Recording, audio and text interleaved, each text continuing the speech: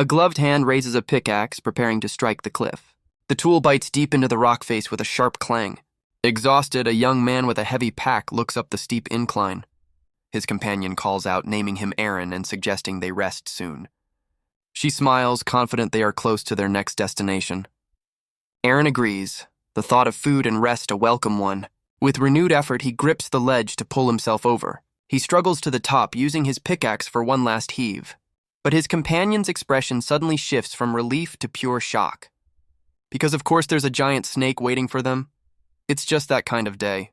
But it's not his companion's voice he hears, but a new one, screaming for Samo to look up. He freezes, his eyes locking onto a pack of reptilian predators perched above. With a grimace, Samo understands that their rest is indefinitely postponed. The creatures bare their teeth, letting out a guttural roar that echoes through the trees. They immediately give chase, leaping down the cliffside as Samo scrambles away. He glances back, his face a mask of pure terror as the beasts gain on him. One predator launches itself through the air, closing the distance in a heartbeat. He desperately tries to outrun it, but a stray root catches his foot. Because of course it does. Samo loses his balance completely, tumbling head over heels down the slope.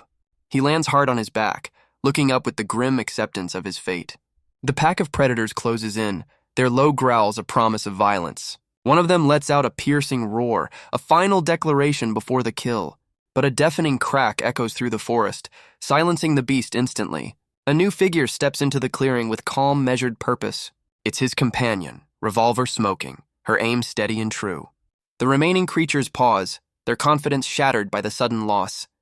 With a final rustle of leaves, the cowed predators retreat back into the shadows. Samo gets to his feet, praising her for the impossibly precise headshot. She just smiles, brushing off the compliment with a humble laugh. Well, at least dinner's sorted. Samo suggests they make camp before nightfall. As night falls, a lone campfire burns in the dense forest. The spoils of their near-death experience roast over the flames. Samo takes a bite, surprised by the tenderness of the meat. His companion agrees it's nothing like the food from Metaseed. He admits that while different, it's certainly a welcome meal. Still, he can't quite shake the unease of eating one of the creatures. He lights a pipe, deciding it's a small price for survival. She reminds him this is how their ancestors once lived. But Samo can't help but feel a pang of nostalgia for his old life. She offers a comforting smile, understanding his longing for home. She admits that someone she once loved also enjoyed Metaseed food. She never imagined her life would lead her to climbing trees like this. Reaching into her pocket, she pulls out a small, worn box. Across the fire, she presents its contents to Samo. It's because she can no longer return to her home, Trivania. She then turns the question back on him, asking for his own reasons. Samo takes a long drag from his pipe, admitting his motivation is anger. Confused, she asks who could possibly be the target of his rage. He exhales slowly, the smoke curling as he reveals the source, his mother. The story then flashes back to his house in Trivania, to a memory of tears. A young Samo tearfully begs his mother not to leave him. A man, likely his father, tries to comfort the boy, telling him she has work. But Samo ignores him, clinging desperately to his mother's leg. Her gloved hand gently rests on his head, silencing his cries for a moment. He looks up with a flicker of hope, asking if she's changed her mind. Her hand pulls away, a silent and final answer to his question. She then pinches his cheek, a rather aggressive form of affection. With a grin, she tells him to be strong, reminding him of his family name. She pulls him into a tight hug, speaking of the undiscovered secrets in the world, but the memory twists, ending with her holding a gun to his throat. The memory shifts, showing his mother grabbing a pendant from her belt. With a sharp crack, she snaps the stone talisman clean in two. She holds one half of the broken serpent, a promise yet to be fulfilled. She tells him to use his half to find her when the time is right. The broken piece is then placed gently into his small, waiting hands. Her final words of praise echo as the memory of her fades away. The story jumps forward 8 years to a father hunched over his desk. A teenage Samo enters the room, sensing his father's deep distress. He sees a letter shaking violently in his father's trembling hand. Samo takes the document, his own confusion quickly turning to disbelief. His eyes widen in horror as he reads the first few words. A man from Woodpecker Management has come with a message for Samo. He explains that Samo's mother has been missing for 5 long years. Samo's disbelief quickly turns into pure, unadulterated rage. And because of this, she is now officially declared dead. Talk about a brutal HR department. He crushes the letter, unable to accept their cold, bureaucratic logic. He turns to his father, questioning why he's so distraught over the news. But his father remains convinced she's still out there on a mission. Furious, Samo turns away, claiming he doesn't care either way. He decides it's simply easier to believe she's gone for good. But his father clutches the letter, vowing to believe she's still alive. He makes a solemn promise that he will definitely find her. Fully packed, Amram waves goodbye, promising to return with proof. A worried Samo can only tell his father to be careful on his journey. But Amram brushes it off with a thumbs up, proudly naming himself her husband. Samo gives one last warning, urging him to retreat at the first sign of trouble. With a final wave, his father disappears into the unforgiving wilderness. The story then cuts to a grim sight, a dilapidated emergency room. Samo bursts through the door, his face etched with panic as he calls for his dad. He finds Amram in a hospital bed, broken and laughing maniacally. So much for a successful rescue mission. Samo stands in shock, asking the doctor what's wrong with his father. The doctor explains he was found this way, halfway up a tree. He warns Samo that his father could develop falling tree syndrome. You can't make this stuff up. Samo grabs his father, demanding to know what happened to his promise of being careful. But Amram just raves that his wife is alive, descending towards the summit. The nonsensical words leave Samo utterly stunned and confused. His father thrashes in the bed, screaming that he saw proof before dissolving into laughter. The memory concludes with a grim truth. His father had completely lost his mind.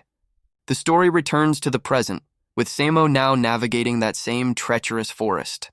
He pauses to catch his breath, setting down his pack with a heavy sigh. The story returns to his father's journey, showing Amram's confusion at a sudden noise. Before him, a colossal wooden golem cracks and groans as it rises from the earth. Amram can only stare in utter disbelief, his mind refusing to accept what he's seeing. The creature towers over him, a living, breathing titan of bark and vine. He turns to flee, his son's desperate plea echoing in his memory. Back in the present, Samo asks his companion what she thinks his father truly saw. She looks into the fire, admitting that they have no real way of knowing. She speaks of the forest's many secrets, recalling her own mother's scary stories. Samo listens to her tale, a small, knowing smile touching his lips. His companion notices, asking him what he could possibly find so funny. He holds up the pendant, explaining his mother used to say the same thing about secrets. His hand tightens around the metal, the memory still carrying a heavy weight. His companion asks if he means the mother who disappeared so long ago. The two of them are just small specks of light in an overwhelmingly vast forest. Samo continues his story, picking up 2 years after his father completely lost his mind. He explains that a letter had arrived at one of the woodpecker divisions. The flashback shows an official confirming the letter was written in his mother's hand. It had somehow found its way back to the woodpecker office in Trivania. The letter stated she was almost at the top, her goal finally within reach. And after 10 years, it ended with a direct message: she was waiting for Samo. The official explains the letter was marked with her name, Yegbeth, and a serpent seal. It was found by a woodpecker who had just returned from the forest. The date confirmed it was written that very year, proving she was alive. And just like that, his mother's official death record was declared void. Back in the present, Samo finishes his story as smoke curls into the night sky. He admits that this is why he's here, to finally confront her. He wants to know what secret could ever be worth abandoning her own family. He takes one last long drag from his pipe, lost in thought. But his contemplative mood is broken by a sudden dawning realization. He's out of tobacco, the true tragedy of this whole expedition. His companion offers a solution, speaking of those who live higher in the trees. Samo can only stare back, completely lost by her cryptic statement. She points to the canopy, suggesting they climb to find him a substitute. A small smile returns to his face as he agrees to the plan. They look up at the impossibly tall trees, their next challenge laid out before them. The dense canopy looms above, a dark and tangled web of branches. Their campfire dies down, its smoke a final wisp against the coming dawn. His companion rests peacefully, gathering strength for the journey ahead. The scene shifts with the gentle ring of a shopkeeper's bell. His companion greets the new day with a cheerful smile, ready for what's next. A woman in an office greets her colleague with a cheerful smile. A man in a work uniform pulls out a chair, commenting on the weather. She notes he's been busy, mentioning a problem with the cable car. He explains that tree No. 666 has overgrown, tangling the transit lines. The report on the table details the incident, naming the trapped worker, Samo. She asks if Samo had any issues after being rescued from the ordeal. The man laughs, recalling how happy Samo was with a month's worth of bread. She agrees, noting the universal appeal of metaseed bread. A man's gotta eat, I guess. His part of the job done, the man heads out to start the repairs.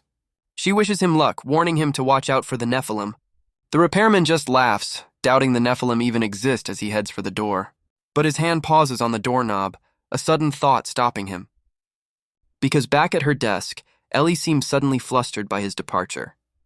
He turns back, calling out her name to get her attention. He awkwardly asks what time she finishes her shift for the day. Ellie thinks for a moment, figuring she'll be done around 7 or 8. A blush creeps onto his face as he promises to finish his repairs by then. She seizes the opportunity, suggesting dinner and drinks after work. With a brilliant smile, she confirms their date, promising to wait for him. Looks like our boy's got a plan. But the story cuts away to a dark forest where a monstrous entity looms. A voice calls out a familiar name, Aaron. The story returns to the forest, where Aaron slowly wakes from his slumber. He sits up, realizing he's overslept, but Samo reassures him it's fine. With a smile, Samo suggests they continue their journey up the trees. The two companions set off, crossing a rickety bridge through the giant forest. Samo mentions that he's already smoked the rest of their monster meat for the road. Aaron laughs, feeling a little guilty for not helping with the morning chores. But Samo explains that he didn't want to wake him from such a deep sleep. He then reveals Aaron was calling for Ellie, asking if she's the one the ring is for. Aaron looks downcast, wondering if he'll ever see her again to give it to her. Samo is taken aback by his friend's sudden and somber question. Samo tries to lighten the mood, joking that their smoked meat will last for weeks. But Aaron's attention is suddenly caught by something in the distance. He points out a large chest resting precariously on a thick tree branch. Aaron wonders aloud if other woodpeckers might have left it there. Samo's eyes light up, hoping to find some of that coveted metaseed food. He takes a step forward, but his foot snags on a nearly invisible tripwire. A look of confusion crosses his face as he realizes his mistake too late. The wire snaps taut, springing a hidden trap with incredible speed. Samo is violently yanked into the air as Aaron cries out his name in shock. He's dragged away into the dense foliage, disappearing from sight in an instant. Aaron whips around, his face a mask of sudden panic. The trap yanks Samo off his feet, pulling him helplessly into the air. Aaron can only watch in stunned silence, trying to process what just happened. A new figure appears on a branch, calling out to the ensnared woodpeckers. With a confident smirk, she declares this their unlucky day for crossing her. Samo dangles upside down, demanding to know who their ambusher is. The girl scoffs, insulted that a mere woodpecker would dare ask her name. She proudly introduces herself as Rahab of the Buckthorn tribe. Nothing like a dramatic entrance. Aaron, also caught, questions her hostility, believing their people were allies. But Rahab's face twists in anger, calling them liars and rejecting any notion of friendship. Aaron, hanging helplessly, suggests there's been a major misunderstanding. But Samo doubts they can reason with her, noting her stubborn expression. Rahab uses the trap's rope to swing down, landing gracefully on the ground. With a greedy smile, she decides to inspect the contents of their packs. Samo yells in protest as she begins to rifle through his belongings. His supplies spill out onto the forest floor, scattering in the dirt. She looks over the items with disdain, declaring them all useless. But her hand closes around a wrapped bundle, her interest suddenly piqued. Samo panics, yelling that it's their food for the week, but she's already admiring the meat. He grits his teeth in frustration, realizing she has no intention of listening. Hanging upside down, Samo calls out to Aaron, a plan already forming. He gives a coded order, telling Aaron to launch the wyvern on his signal. Rahab continues her looting, pitying them for their lack of metaseed food. With a quick nod, Samo gives the signal to execute their escape plan. He begins a countdown as they both start swinging on the ropes. A grappling hook flies through the air, latching onto a nearby branch, so that's what a wyvern is. Samo uses the momentum to propel himself away from the trap's grip. He and Aaron land deftly on the tree branches, free from the snare. Wasting no time, Samo tells Aaron to cut them loose from the ropes. Aaron crouches, drawing his blade to sever the last of their restraints. With a single slice, the rope snaps, freeing them from the trap.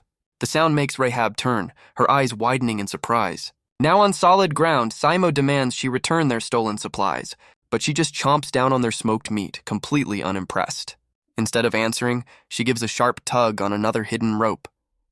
A massive net springs from the forest floor, rising to ensnare them. Caught again, they can only listen as she calls them idiots. Well, she's not wrong. The scene shifts, revealing the sprawling treetop settlement of Buckthorn Village. A strange carved totem sways in the wind, adorned with runes and charms. It stands before a chieftain's tent, hinting at a deeper tribal power. Inside the chieftain's tent, a hand casts bones for a divination. A wave of energy passes over them, revealing a grim omen. The diviner's gnarled hand clenches, sensing a dark future. The shaman, Lord Crow, looks up with a grave warning. They are coming. He speaks of a prophecy, of 2 woodpeckers destined to bring ruin. His followers ask when these harbingers of doom will arrive. Lord Crow parts the tent flap, looking out over his village. With absolute certainty, he declares their arrival will be today. Meanwhile, Rahab pulls taut on the rope binding her new prisoners. She marches Samo and Aaron through the woods, ignoring their protests. Looks like the prophecy is right on schedule. Rahab announces they're almost at their destination, dragging her prisoners along. She gives a sharp tug on a rope, a confident smirk on her face. A large bell rings out, signaling their approach to the village. With a cheerful wave, she announces her triumphant return. She calls out to someone named Banana Tree, of all things. She then excitedly claims 3 bananas for herself, 1 for each person. Can't argue with that math. A wooden platform begins its descent from the high canopy above. The makeshift elevator lands with a heavy thud on the forest floor. Rahab wastes no time kicking her captives onto the crude lift. Samo winces in pain as Aaron questions why they're being taken prisoner. Aaron suggests they might find tobacco in the village, which is enough for Samo to endure the capture. The crude wooden elevator begins its slow, creaking ascent into the canopy. It locks into place with a heavy thud, securing them at the village entrance. A hooded villager greets Rahab, asking if her patrol yielded any good loot. She replies with disappointment, complaining that her captives were poor. But the man's expression shifts to one of dawning horror as he asks a question. He nervously asks if she brought back 2 men, which she proudly confirms. The villager's face contorts in pure terror, realizing the prophecy is coming true. He screams out that the 2 male woodpeckers have finally arrived. Samo and Aaron can only stand there, completely baffled by the sudden panic they've caused. The villagers rush forward, bows and spears aimed at the newcomers.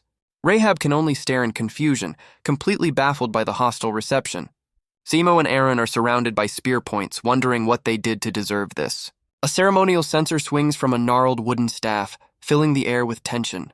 The shaman, Lord Crow, emerges with his followers, his presence silencing the crowd. He confirms his vision, declaring them the 2 woodpeckers who will bring ruin. One of his followers bows his head, ready to carry out his leader's command. Lord Crow gives the order to throw them in prison. So much for due process. Samo looks on in shock as Aaron begins to plead their case. Aaron desperately tries to explain that this is all just a big misunderstanding. Lord Crow declares their grim fate. They will be sacrifices for the great trees. The 2 are thrown into a wooden cage, high in the canopy under a single guard's watch. Samo grips the bars, screaming for them to be released this instant. He struggles in vain against the sturdy cage as Aaron tells him it's no use. Aaron reflects that this overt hostility is strange, even for the less friendly tribes. Their captor, Rahab, arrives with a cheerful wave to take over guard duty. The previous guard confirms it's her shift, leaving the prisoners in her care. Samo immediately recognizes her, his fury reignited as he grabs the bars. She leans in to taunt them, asking if they're hurt. Her bedside manner could use some work. He demands to know what they did to deserve this, yelling that they don't have time. Rahab apologizes, saying she only meant to have a little fun with them. But she explains that she's bound by the orders of her leader, Lord Crow. Samo's insult is cut short as Rahab fiercely defends her shaman's name. She snaps back, yelling that they know nothing about her or her tribe. Aaron, ever the voice of reason, calmly asks her to tell them about Lord Crow. Her anger fades as she describes how Lord Crow has saved their tribe time and again. He heals the sick and can even see the future, a true protector of his people. She admits she doesn't understand the prophecy, but her faith in him is absolute. Talk about a dedicated follower. Samo pushes back, asking if her loyalty extends to dying on his command. With a chilling smile, she confirms that she would, without a moment's hesitation. Aaron presses her, asking why she has such blind faith in him. Rahab simply takes a stick and begins to draw in the dirt. She explains that without Lord Crow, she wouldn't even be alive today. He found her and her sister, abandoned children of woodpeckers, and raised them. She tells them of the monstrous ghost mantises that plague the nearby woods. For years, the creatures raided their village, leaving a trail of death. But it was Lord Crow's sorcery that finally drove the beasts away for good. Her story turns bitter as she recalls her sister falling for a woodpecker. Lord Crow saw it as the devil's work, blaming himself as more orphans left. Sounds like a bit of a control freak, if you ask me. Now, she is the only one left, and she vows to never betray him. But Samo listens with suspicion, sensing a flaw in her story about the ghost mantises. Rahab admits she only shared so much because they're going to die tomorrow anyway. Samo retorts that they wouldn't be in this position if she hadn't captured them.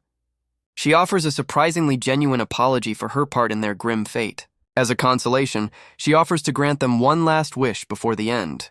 You know, standard executioner hospitality.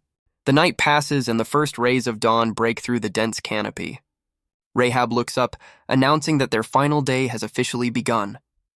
She leaves them with a final instruction: think carefully about what they want. A new guard arrives, informing them that the time for the ritual has come.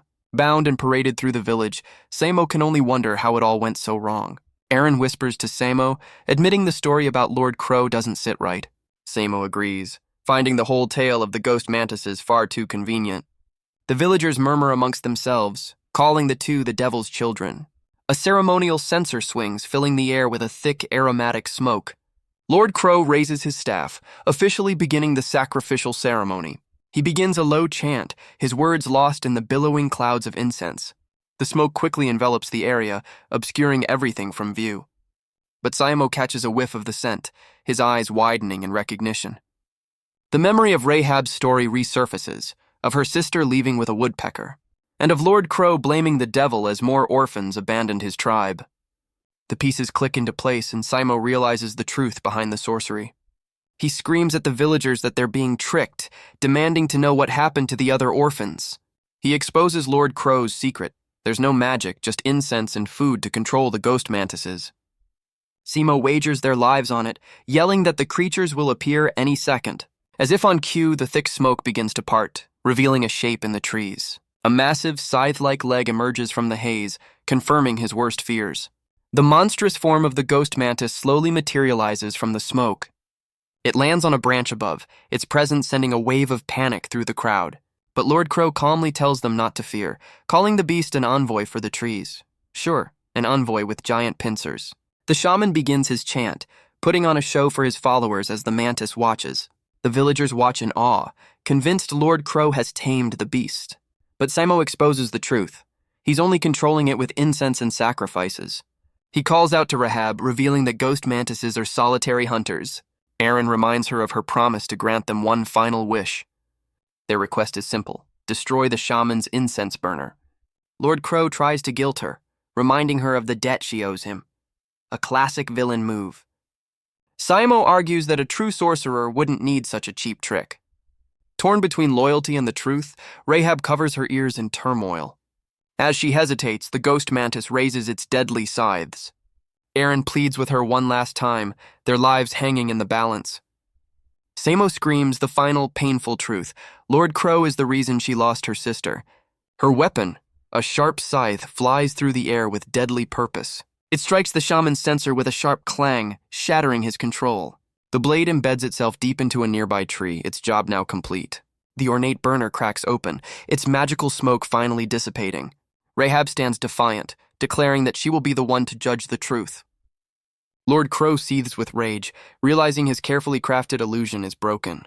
The last of the incense pours out, its calming effect on the beast now gone. The faces of Rahab, Samo, and Aaron reflect pure shock in the broken metal. Because now the ghost mantis is free from its trance, and it does not look happy.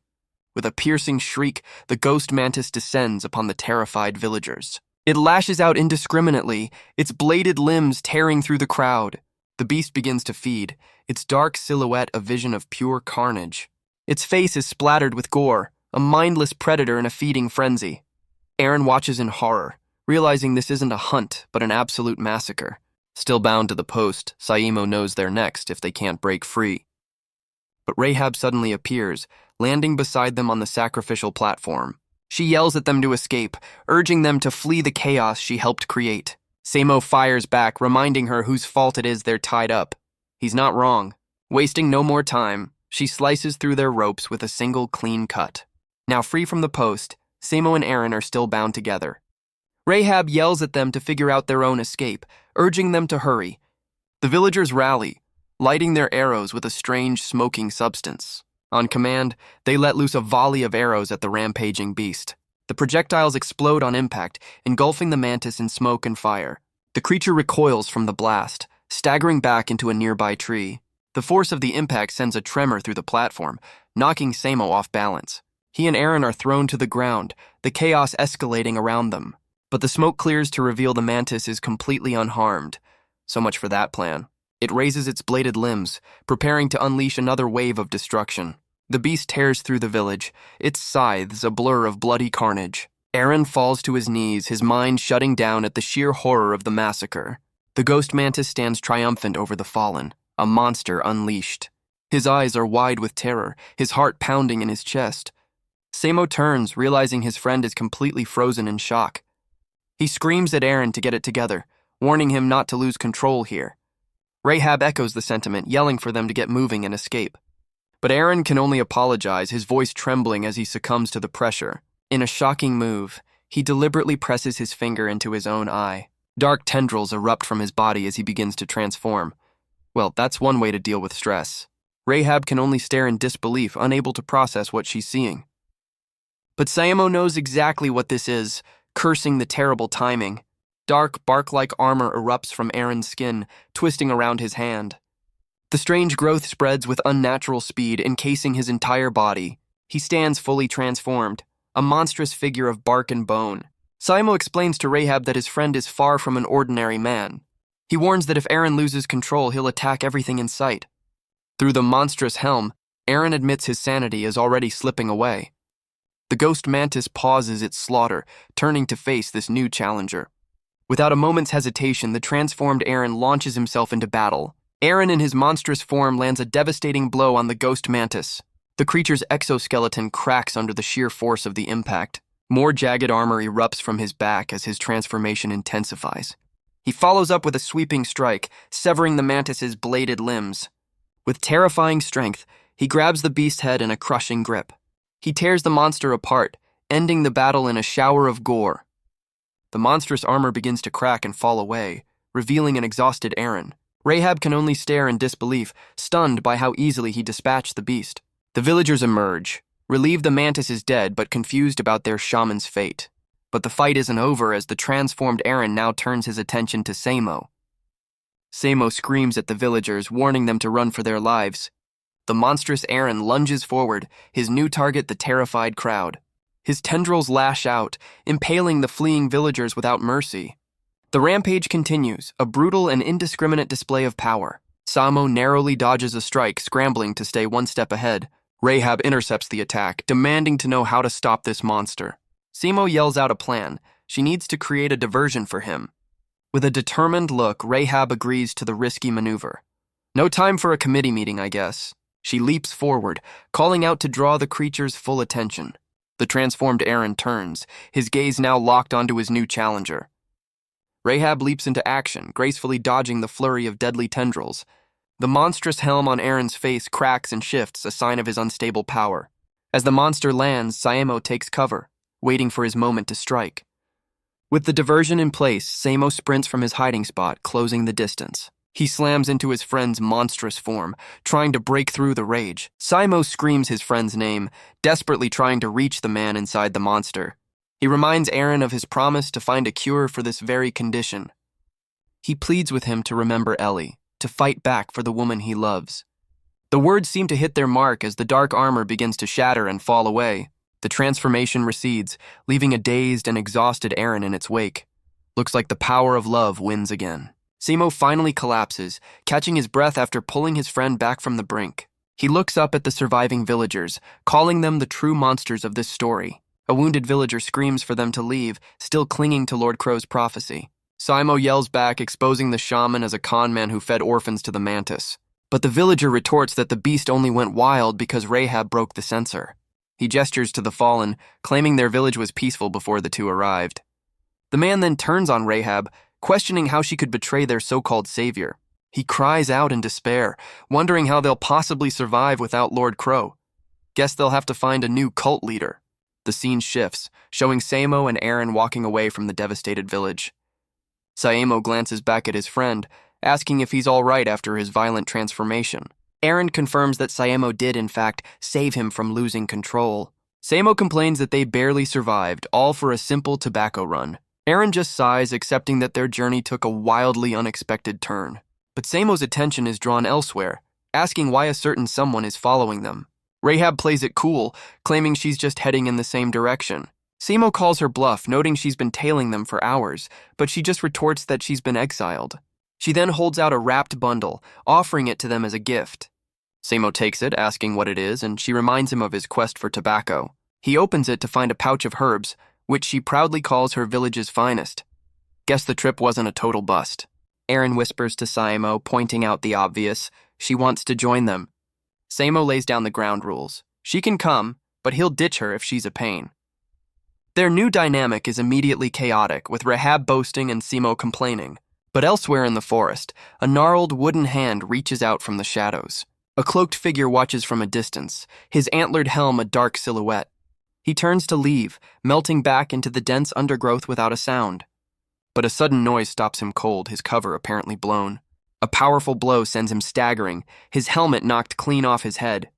A new figure steps into the clearing, their presence heavy and deliberate. The attacker reveals the shaman's true name, Orive, or as he's now known, Crow. Lord Crow looks up, his scarred face twisted in shock as he demands his assailant's identity. The attacker is a woman in red, flanked by a gas-masked brute. She reveals they were sent by Lord Ramez to eliminate him. She takes a drag from her pipe, chiding him for his recent failures. The brute stammers that it's all for Lord Ramez before ordering Crow to die. Lord Crow sneers, identifying them as lackeys of this so-called Ramez. He vows that their plans are about to fall spectacularly apart. With a sudden burst of energy, he unleashes a massive smokescreen. The thick cloud of smoke completely obscures their vision in an instant. The woman sighs, admitting their target has managed to escape. So much for a quick assassination. Her companion points upwards, guessing Crow fled into the trees and vowing to pursue. A wicked smirk crosses her face as she accepts this will be a long hunt. The newly formed trio continues their journey through the massive trees. But Eren seems troubled, asking Samo if he's truly okay with all this. Samo is confused, unsure what his friend is referring to. Eren clarifies, worried about his monstrous nature and the shaman's prophecy. But Samo dismisses the prophecy, saying he was always ready for a hard road. He reassures his friend that to him he's still just Eren. Their conversation is cut short as Rahab calls out from ahead. Looks like she's actually useful. Samo realizes she's found a sign leading them to the woodpecker base camp. They soon arrive at Yurimok, a sprawling settlement built into the trees. Eren can only stare in awe, having only heard stories of this place. Rahab is immediately impressed by the settlement, calling it rather shiny. Samo suggests they find a saloon to rest before getting supplies tomorrow. They soon find themselves outside a noisy establishment called the Sleeping Warden. Inside, the saloon is bustling with woodpeckers drinking and playing cards. The trio steps through the door, a new set of faces in a familiar crowd. A young barmaid looks up from her work, her attention caught by the newcomers. A man in a full suit of armor is called out by name, Idro. He's promptly scolded by his boss for slacking off instead of working. The barmaid chimes in, yelling at him to stop playing cards and do his job. Nothing like a bit of workplace drama. Rahab watches the argument unfold with a wide, amused grin. The saloon owner pulls his money back, chiding Idro for acting like he runs the place. He turns out to be the bartender, welcoming the trio with a gruff but professional demeanor. A massive wooden mug of ale is placed before them, filled to the brim. Samo doesn't hesitate, downing the entire drink in a few massive gulps. He slams the empty mug down as the bartender notes he must have had a rough journey. The man asks if this is their first time climbing, noting their unfamiliar faces. Eren smiles sheepishly, admitting they're inexperienced and have faced many hardships. Rahab loudly complains about babysitting newbies, much to Eren's visible annoyance. The bartender then asks a more serious question. What reason do they have for climbing? Samo simply smiles, claiming they just want to see what it's like at the top. The other patrons at the table look over, their expressions utterly unimpressed. Saimo's answer is met with a sudden burst of derisive laughter from the veterans. But a younger woodpecker stands up, demanding to know what's so funny. One of the men cynically asks what they'll even do if they reach the top. The young man blurts out his own reason: to find his mother who went missing. Another climber puts an arm around him, mocking his search for a dead woman. The kid shoves him off, angrily demanding to know the man's own motivation. The scarred woodpecker just smirks, admitting he's only in it for the money. At least he's honest about it. The young man is appalled, questioning if profit is all that matters to them. The veteran scoffs, telling the kid it's time to grow up and face reality. A metal hand clenches the veteran's shoulder, stopping him cold. The armored man, Idro, tells the drunkard to call it a night.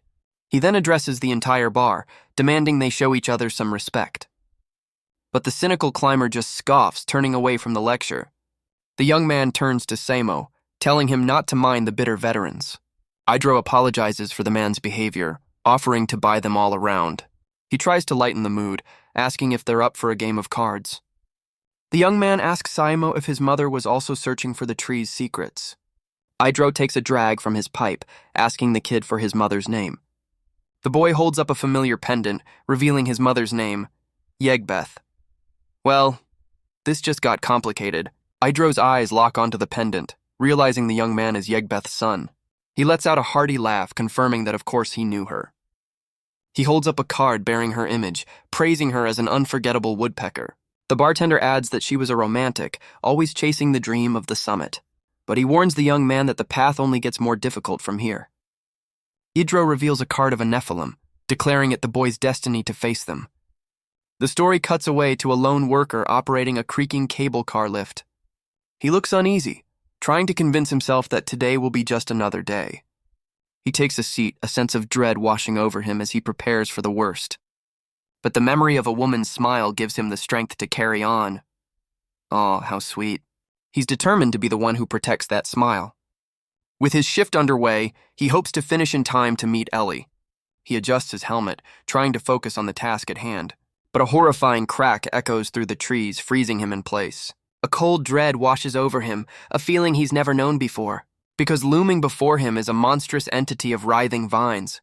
Looks like the Nephilim might be real after all. He's paralyzed by fear, his body refusing to obey his commands.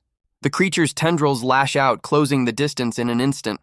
He's quickly ensnared, wrapped in a crushing grip with no hope of escape. The beast lifts him into the air, its gaping maw opening wide for a meal. He can only wonder if this is the end, a meaningless death in the dark. But the story cuts away to an official report, a far more sanitized version of events. Ellie refuses to accept it, arguing that the man showed no signs of illness. But the investigator points to the file, claiming Aaron took his own life. She desperately explains that they had a date planned for that very night. The official addresses her by name, his tone cold and dismissive. He tells her to drop the case, declaring the investigation officially closed. With a final warning, he threatens to have her arrested if she persists. So much for due process. Elsewhere, Samo hears the news of Aaron's supposed condition, unable to believe it. He knows something is wrong, that the official story is a rushed and convenient lie. He can't accept this outcome, refusing to believe the official report.